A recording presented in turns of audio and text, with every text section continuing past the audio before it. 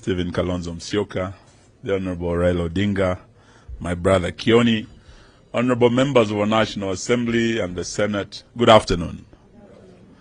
The danger of coming late is that you might either be irrelevant or you might be repeating what has already been said. So I don't want to say much, and just to give my apologies for arriving late.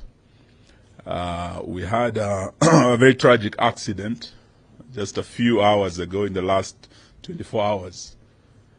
And our executive director of the Democratic Action Party of Kenya, one Colonel Benjamin Mwema, passed away. And we had just been with him. He was with us in the Azimio rallies. And he was driving home. And on Thika Road, there was an accident. So they were just doing the postmortem. The burial is tomorrow. That is why I was late. I should have been here much earlier. Actually, the gentleman comes from Machakos County. Many of you know him. So that is why we were delayed. And I just wanted to say one or two things.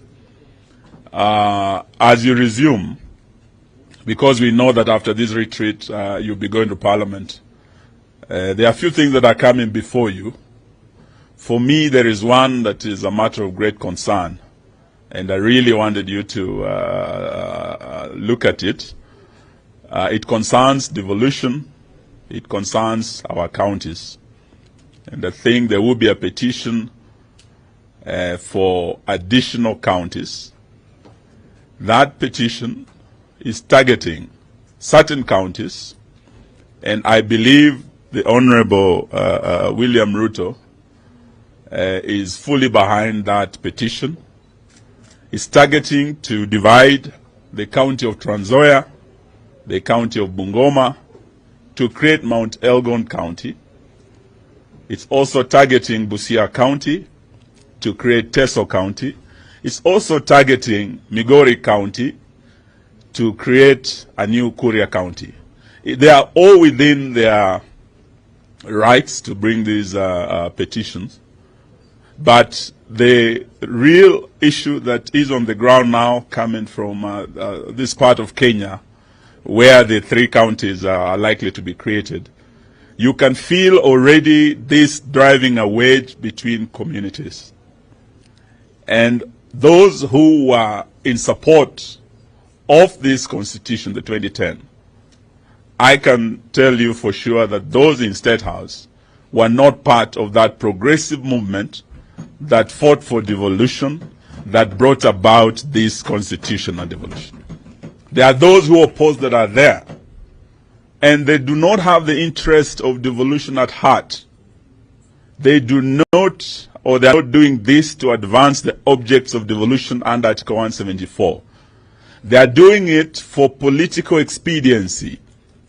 When you look at the 47 counties and the results, our candidate Raila Odinga won the majority counties, over 24 counties, went blue. William Ruto won, I think, were they 21 or so? But he's trying to see how to create additional counties for 2027 purposes. And the three, I'm sure he is, of course, persuading the minority communities that he will protect them. And if we make that mistake, we would have opened the Pandora's box when we create ethnic-based counties. Where will you stop? Because beyond those communities, there will be now a demand by clans, there will be a demand by many of the marginalized. It cannot be good for our national cohesion. Please apply your minds to that. And if he's saying already they are unable to actually pay the 47 counties that are here, they have been unable.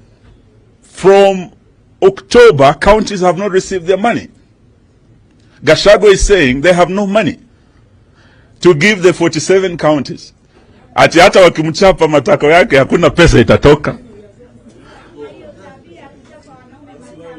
Yes, so I'm told there's a likely impeachment. Sasa, I just wanted to leave that with you so that you see how to drive that agenda to defend devolution, so that if there's anything, we should be looking at additional resources going to those counties, so that we build democracy from the grassroots, and we turn our counties into engines of socioeconomic transformation of our country. If we are talking, they really believe in bottom-up, devolution is the real bottom-up, and that is where the focus should be. Staki niseme mengi kuliko hapo. I just want to wish you well, but to also tell you that what is happening now reminds us of the dark Kanu days. We went to a function in Kibra. By the time we were leaving that rally, because some of us have been seen very committed on this side, we have been targeted. You've heard about what happened to my brother Matiang'i last night, and Baba, we must really thank you for being there for him. In fact, I want, after we finish, I want you to know my house in case it happens to me also, please. Because I'm told there's a list. Those of us who are ministers in Uhuru's government, who are close to Uhuru, they are not just targeting Uhuru, they are targeting us as well. Maybe you might not know this, Baba, but having been a defense minister, I had about 4 security officers. 3 were withdrawn. But the day I was seen in Kibra, the next day, the only remaining police officer assigned to me was also withdrawn. As we speak, there is the attempt to intimidate. You are the voices of the people. If you don't speak out, the dark days are upon us. In fact, what we are seeing is like, those of you who are students of European history, are like the days of the reign of terror by the Jacobins.